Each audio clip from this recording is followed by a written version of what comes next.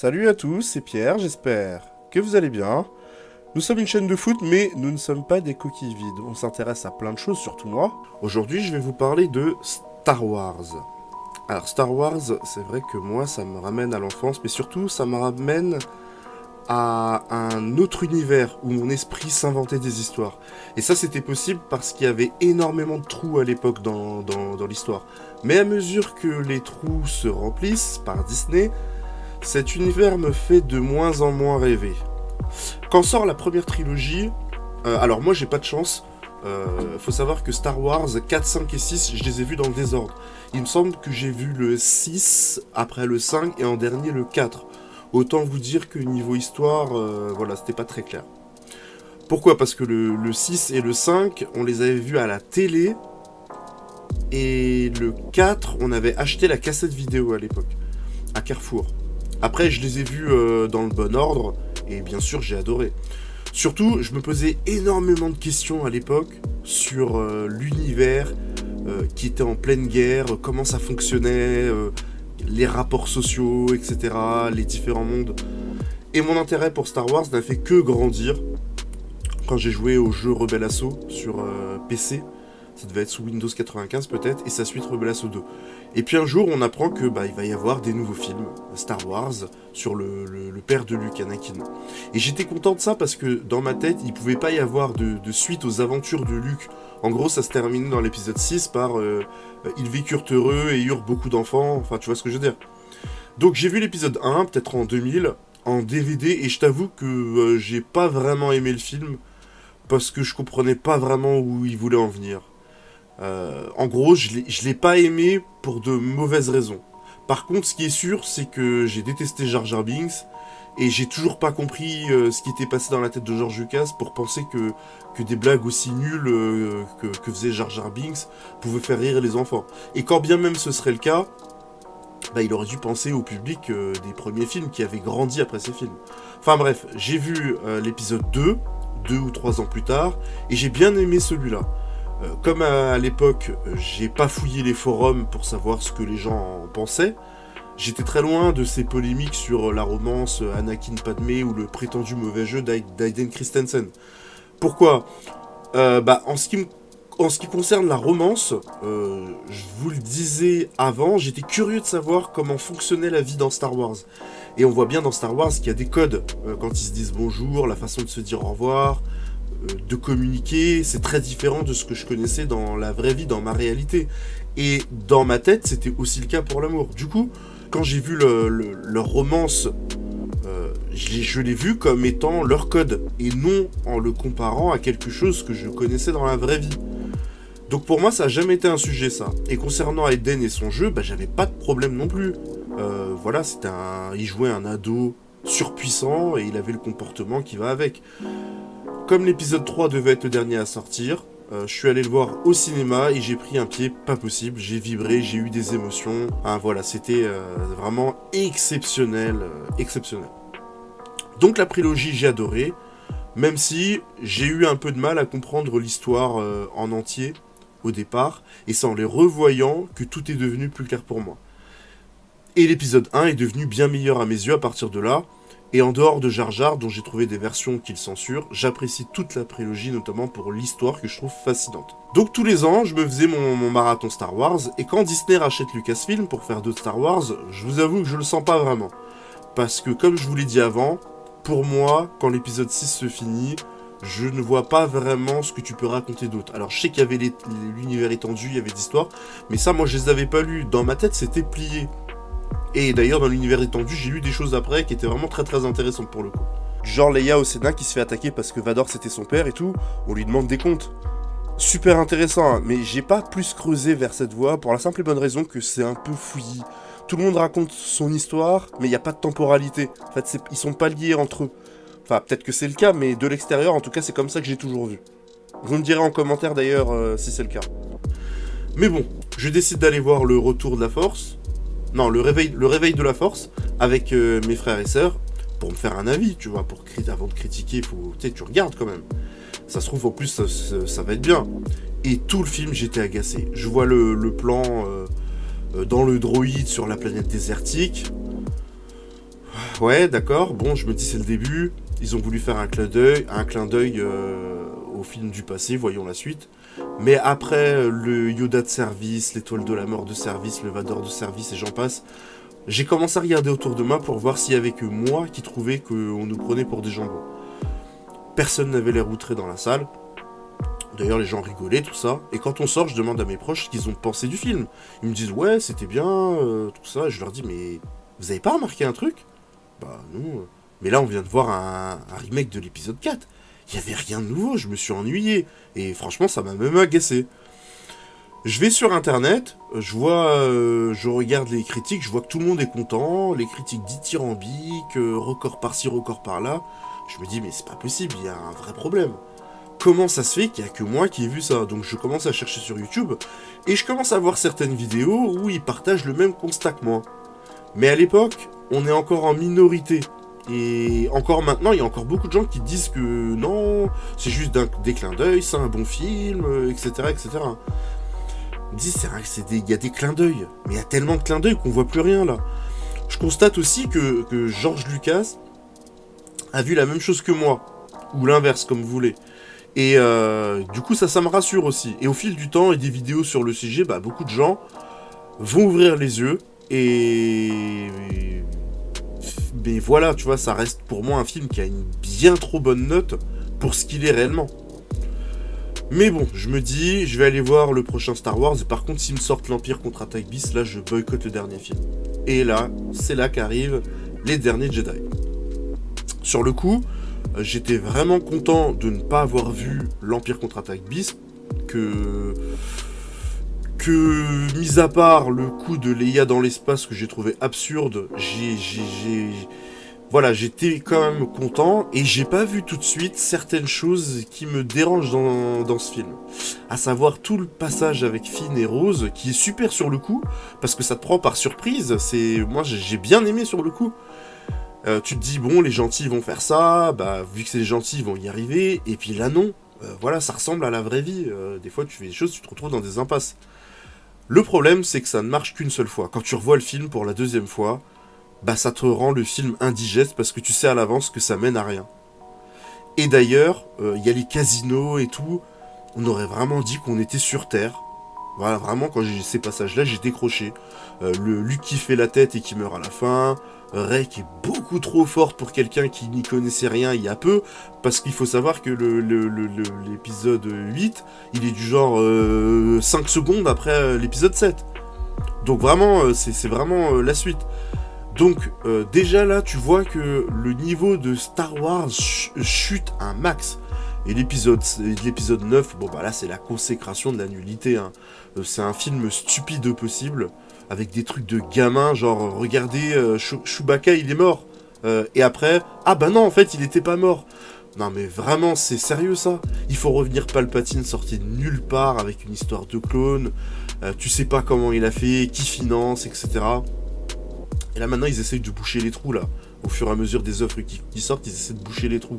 Enfin c'est... ils arrivent même à se contredire eux-mêmes en te sortant Leia. En fait Leia c'était un Jedi en fait, Leda c'était une Jedi. Bah ça servait à quoi de nous faire en fait tout un épisode, l'épisode 7, pour aller chercher Luke au motif que c'était le dernier Jedi. Palpatine est débile, Lando est malaisant, les gens ont fait un cinéma sur la relation Anakin-Padmé, mais le baiser Kylo et Rey, la diade là, c'est vraiment ridicule. Le mec c'est un criminel intergalactique, il a fait tuer des milliards de gens, avec les planètes détruites et tout ça. Il est repenti depuis 5 minutes et elle l'embrasse. Enfin, vraiment, c'est vraiment débile. Donc moi, ces suites, je ne les regarderai plus. Et à part Rogue One et The Mandalorian, les produits Disney avec leur humour et leurs scènes ridicules, moi j'ai décroché. Voilà, Endor et tout ça, j'ai pas regardé. J'ai regardé Kenobi parce que j'adore la prélogie, mais quand tu vois les sabres laser qui coupent plus rien, ça tue même pas les gens, t'as Leia enfant qui court, personne l'attrape. On dirait vraiment qu'il y a des personnes chez Disney, je sais pas, il y a personne chez Disney pour dire bah ça c'est ridicule, ça va pas, parce que je sais pas, je comprends pas. On dirait qu'ils ont un cahier des charges avec ce qui marche et ce qui marche pas, et ils appliquent ça à la lettre pour faire rentrer de l'argent. Enfin, c'est le sentiment que ça me donne de l'extérieur. Mais la créativité et la réflexion, c'est pas au centre de leur projet. Alors que pourtant, c'est censé être ça, Star Wars. Donc moi, aujourd'hui, je me limite à 1, 2, 3, Rogue One, 4, 5, 6. Et voilà, et c'est tout. Et c'est bien rageant parce que vu la technologie qu'on a aujourd'hui, je parle au niveau graphique, tout ça, il y a vraiment bien mieux à faire que ce que fait Disney. J'ai vu Luke en deepfake dans, je crois que c'était The Book of Boba Fett, mais c'est exceptionnel. C'est exceptionnel. Les batailles avec les vaisseaux sont hyper bien faites, mais à chaque fois c'est pour des histoires nullissimes. Voilà mon rapport à Star Wars. Précision quand même, je ne me considère pas comme un fan de Star Wars, parce que les fans de Star Wars sont vraiment les pires fans du monde, les plus toxiques, et si on a des œuvres bien pourries aujourd'hui, c'est en partie à cause d'eux, parce qu'ils ont râlé du fait que George Lucas a fait du nouveau avec la prélogie, alors que eux, en fait, ils voulaient voir la même chose qu'avant, mais en différent. Et c'est exactement ce que nous sert Disney aujourd'hui pour leur faire plaisir. Et maintenant, même eux, ils sont pas contents, et ils te disent qu'ils veulent du nouveau. Voilà, dites-moi en commentaire ce que vous pensez de Star Wars. Pour finir, je vous donne mon classement.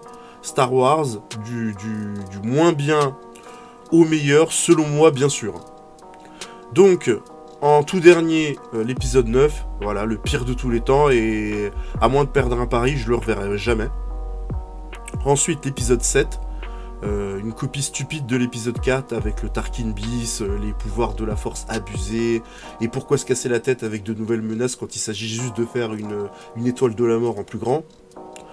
Ensuite l'épisode 8, même s'il y a du nouveau et qui fait que ça rattrape un petit peu le tout, ça reste un film très moyen sur plein d'aspects et qui au final ne fait pas du changement pour apporter quelque chose, mais fait du changement pour faire du changement. Aucun intérêt. Bon là maintenant on rentre dans les bons films. L'épisode 1, donc c'est un bon film qui montre le départ du plan de Palpatine, et toutes les meilleures scènes sont pour moi celles en lien avec Palpatine et avec son plan, et comment il manipule tout le monde. Vraiment je me régale. J'aime moins Jar Jar Binks et la course de pod que je trouve trop longue. Alors que voilà, moi j'ai envie de faire que l'histoire avance, parce que j'apprécie Palpatine et son plan. Voilà. J'aime beaucoup Qui-Gon, et j'aime bien Dark Maul aussi, qui peut-être aurait pu avoir un autre traitement, mais le design et ses techniques, etc., j'aime beaucoup. Ensuite, Rogue One, le film est vraiment très bon, il est vraiment très bon. Il est bien dans sa timeline, on apprécie de voir les personnages iconiques qu'on connaît, même si Tarkin aurait bien besoin d'un petit deepfake aujourd'hui.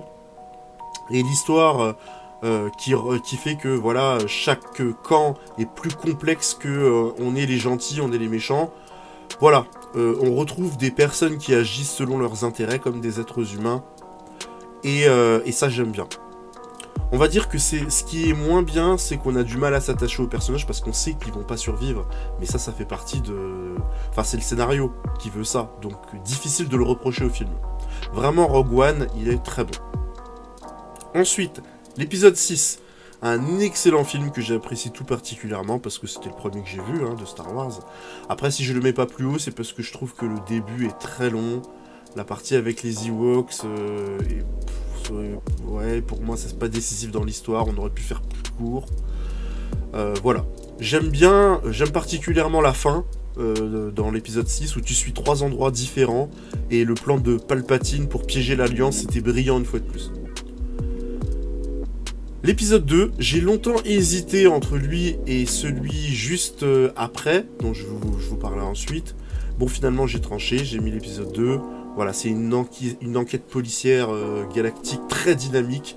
Et à chaque fois qu'Obi-Wan continue dans son enquête, soit on progresse dans l'histoire, soit on découvre de nouveaux mondes, de nouveaux endroits. C'est un film très intéressant qui avance constamment, sauf pendant la romance Anakin-Padmé qui... Et c'est bien dommage, a été amputé de scènes très importantes pour mieux comprendre Padmé. Je fais référence aux scènes coupées où elle présente Anakin et ses parents, et tu comprends beaucoup de choses à ce moment-là. Dans la novélisation, leur romance, leur histoire, elle est vraiment très intéressante. Mais je comprends que pour des raisons de temps, George Lucas ne pouvait pas tout mettre dans le film. Parce que déjà que ça casse le rythme, là on aurait vraiment perdu tout le monde. Palpatine est excellent dans ce rôle de politicien véreux, pléonasme, pardon. J'aime beaucoup Anakin dans ce film aussi, parce que si tu te mets à sa place, je suis pas sûr que tu fasses les choses différemment de la manière dont il les a faites. Voilà, t'es hyper puissant, mais t'es bridé, en plus t'es pas reconnu à ta juste valeur, parce que t'es bridé, on tue ta mère, tu t'éclates de rage, t'en veux à tout le monde, et c'est ça que j'aime bien chez Anakin, c'est que même si Star Wars c'est dans un autre univers, c'est très manichéen aussi Star Wars, bah Anakin, voilà, il ressemble à chacun d'entre nous. Il est faillible, il a des émotions, des idéaux, et il essaye comme il peut de concilier le tout. J'aime beaucoup le comte Dooku, très charismatique, de son sabre à son look. Compare Dooku avec les Phasma, le rouquin nazi dont j'ai oublié le nom, ou je ne sais qui d'autre, enfin c'est le jour et la nuit, hein. Enfin, regarde comment il s'exprime, comment il se tient. Enfin, bon, voilà, je vais pas revenir encore sur la postlogie, mais purée, avant, les mecs étaient vraiment charismatiques. Et ils démontent Obi-Wan et Anakin tout en tenant tête à Yoda. Enfin, voilà, l'épisode 2, c'est vraiment un super film que j'apprécie. Et bon, c'est dommage que la plupart des gens n'aiment pas ce film. Bon, ça les regarde. Mais voilà, en tout cas, moi, c'est un film que j'adore. Ensuite, l'épisode 5. Oui, j'ai failli échanger le 5 et le 2. Alors, chez les fans de Star Wars, ce film, c'est le sacro-saint des films de Star Wars. Hein. Il faut surtout pas y toucher, ou le remettre en question. À chaque fois que j'aborde ce sujet, c'est... Enfin... c'est du genre, comment ça se fait que tu mets ce film si bas? Bon, déjà, je tiens à dire quelque chose. C'est que c'est un film qui est excellent. Excellent. C'est pas parce que je sacralise pas ce film que ça veut dire que je le trouve nul, on va se calmer. Il y a plein de choses qui sont bien dans ce film, et on le sait tous. Maintenant, puisque j'aborde le sujet et qu'on me pose souvent la question quand le sujet arrive, bah je vais vous parler de ce qui me dérange entre guillemets, hein, d'accord, dans ce film, et qui fait qu'il n'est pas plus haut malgré ses qualités. Il y a 3 choses. Alors déjà, moi, j'ai rien compris au temps qui passe dans ce film. Vous savez, vous, combien de temps Luke reste sur Dagobah, vous? Moi, je me suis amusé à poser la question à des gens, hein, pas forcément des connaisseurs hein, qui connaissent tout, etc. Alors, les réponses, ça va de quelques heures à quelques jours. Des fois même plusieurs semaines. La fourchette, elle est quand même vachement grande. Donc, clair pour personne, cette histoire. Parce que Luke semble avoir une progression dans son apprentissage, mais en même temps, en fait, vous savez c'est quoi qui fait qu'il y a un problème de rythme et qui fait que c'est pas clair? C'est qu'en même temps tu suis Luke et en même temps tu suis aussi Yann et Leia qui sont poursuivis en temps réel par l'Empire. Et c'est ça qui est confusant. Donc voilà, ça c'est le premier point. Le deuxième, bon, on sait tous pourquoi la scène du début a été ajoutée avec Luke qui se fait agresser, tout ça, il récupère son sabre, il s'en va, etc. Mais tout ça, ça dure un quart d'heure. Et en fait, le film, il débute qu'après un quart d'heure. On aurait pu réduire ça. Moi, je pense qu'on aurait pu réduire ça. Et à chaque fois que je regarde le film, je dois regarder le film, je sais très bien, je vais devoir attendre un quart d'heure pour que ça avance. Voilà, ça c'est mon ressenti. Et le dernier, et là c'est pas un ressenti, mais plus un fait, c'est le triangle amoureux Luke, Leia et Han Solo. Alors ça, vraiment, j'ai vraiment l'impression qu'ils ne savaient pas quoi faire avec ça. Au tout début du film, quand Han parle des sentiments que Leia aurait pour lui, elle bégaye, elle dit pas non. Ensuite, elle embrasse Luke. Ensuite, plus tard, elle embrasse Yann, tout en lui disant qu'elle l'aime. Et ensuite, à la fin du film, elle embrasse Luke. Bah moi, je comprends pas, tu vois. Ça fait vraiment bordélique. Voilà pourquoi ce film, pour moi, n'est pas numéro 1 ou 2. Après, voilà, le film, on le connaît, il a de très bonne qualité, c'est une excellente suite, surtout à une époque où les suites, c'était vraiment catastrophique. Lando, c'est un personnage très intéressant, la course-poursuite, les leçons de Yoda sur la force, et même Yoda en lui-même, hein, parce que dans la prélogie, si tu supprimes Yoda, ça change absolument rien à l'histoire. Hein. Anakin, il bascule quand même du côté obscur. Alors que là, S'il n'est pas là, bah qui entraîne Luke? Voilà pour ce film, l'épisode 5. Ensuite, les deux premiers, l'épisode 4, bon, pour moi, un film exceptionnel. Et d'ailleurs, les rééditions ont amélioré ce film. Parce que je vous parlais juste avant, pour l'Empire contre-attaque, de la longueur du début. Alors, il avance bien les 10 premières minutes. Et dès que les droïdes sont sur Tatooine, c'est long. Et encore, hein, j'ai revu le film original, il n'y a pas longtemps. C'est encore plus long que dans la version actuelle. Donc déjà, tu vois, ils ont raccourci tout ça, parce que tu vois littéralement les droïdes marcher dans le sable. Enfin, franchement, c'était hyper long. Mais voilà, en dehors de ça, c'est un quasi sans faute. L'univers est bien présenté. Tu vois beaucoup de choses, tu comprends beaucoup de choses. Quand tu arrives dans le film, tu sens que tu es au milieu de quelque chose de très vivant. C'est ça qui est bien. Tu as un passé, une histoire, les choses sont abîmées, etc. Voilà, les personnages sont excellents. Je regrette mes solos à tirer en premier. Hein. Franchement, ce plan modifié, c'est une horreur, tant visuellement que dans ce que ça laisse penser du contrebandier et de sa personnalité. T'es en stress quand ils arrivent tous ensemble dans l'étoile de la mort, avec le faucon, et puis t'as la plus belle bataille spatiale de tout Star Wars, je pense. La bataille de Yavin. Pourquoi? Bah, c'est très simple, pour deux raisons. La première, c'est que le héros et le méchant se trouvent dans la bataille. Et la deuxième raison, c'est parce que la scène se passe uniquement ici, au niveau de la bataille. Voilà, t'as pas d'autre histoire en parallèle. On te montre un petit peu la base rebelle, mais ils regardent la bataille. Donc voilà, toute la tension et la tension sont à cet endroit. Et c'est pour ça que ça marche. Et c'est pour ça que c'est la seule bataille qui vraiment a du sens et vraiment fonctionné. Voilà, l'épisode 4, c'est pour moi un chef-d'œuvre absolu. Ensuite, pour terminer, l'épisode 3, bon bah voilà, hein, t'en prends plein la tête dès le départ. Vraiment, c'est un film exceptionnel, un film très émotionnel. Quand le film démarre, tu vois que Anakin est devenu un monstre. Il est vraiment devenu très très fort. Il est encore plus fort que dans le 2, mais avec de la sagesse en plus. Et d'ailleurs, ça, tu le vois dans le dernier coup qu'il fait à Dooku quand il lui coupe les mains. Sa maîtrise et sa puissance au moment de récupérer le sabre qui vole. Enfin, voilà, cette scène, franchement, elle est magnifique. Sa relation avec Palpatine, incroyable. La scène à l'opéra, elle est exceptionnelle dans les dialogues, dans l'influence, dans la manipulation de Palpatine.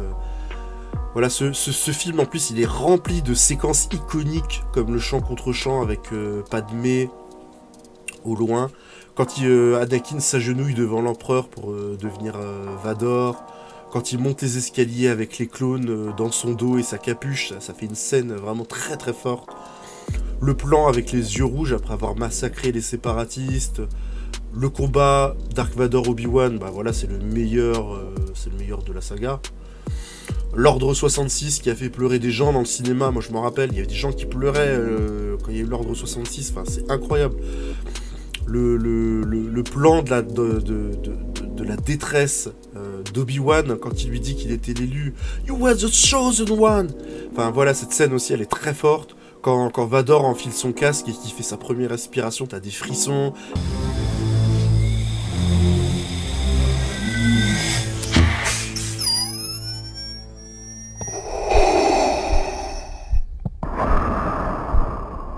Les musiques, elles sont parfaites. Le final est dramatique, voilà. C'est pour moi le meilleur Star Wars et de loin. Parfois, je regarde juste ce film sans les autres, et tu y vois en fait un homme perdu qui bascule du mauvais côté. Et ça aussi, c'est humain. Ça peut arriver à n'importe qui dans un moment de faiblesse de prendre des décisions à la con et finir prisonnier de ça d'une certaine façon, quoi. Avec le temps, j'ai fini par plus m'identifier à Anakin qu'à Luke. Luke, c'était mon héros quand j'étais c'était un de mes héros quand j'étais petit. Après, voilà, je dis pas que Luke il est nul. Hein. J'ai vu Luke dans The Book of Boba Fett. J'ai regardé ces scènes plus de 10 fois, tu vois. J'adore Luke, hein. Mais voilà, Anakin, vraiment, il ressemble à un être humain. Pas que Luke n'a pas l'air d'un être humain, mais voilà, il est faillible, il fait des erreurs, et voilà. Et voilà ce qui conclut ce hors-série, hein, ce que je pense de Star Wars. Dites-moi ce que vous pensez de Star Wars et votre rapport aux films d'avant, autant les films d'avant que d'aujourd'hui. Je vous lirai avec une grande attention. Abonnez-vous, j'en profite, abonnez-vous, sinon je vous transforme en Jar Jar Binks. A très bientôt. On va parler pâtisserie, et forcément quand on parle de goût, c'est subjectif. Comme tout le monde, j'ai fait des pâtisseries en ligne. Moi c'était sur YouTube, mais d'autres c'était Instagram, Twitter, et même sur LinkedIn je l'ai déjà vu. Les trompe-l'œil ressemblent quasiment à ce que j'avais vu en vidéo. Par contre le goût, horrible. En fait le problème c'est que c'est trop fort. Ils cherchent pas du tout à doser. Le pire c'était la pomme là, je sais pas ce qu'il y avait dedans mais ça avait le goût du diable.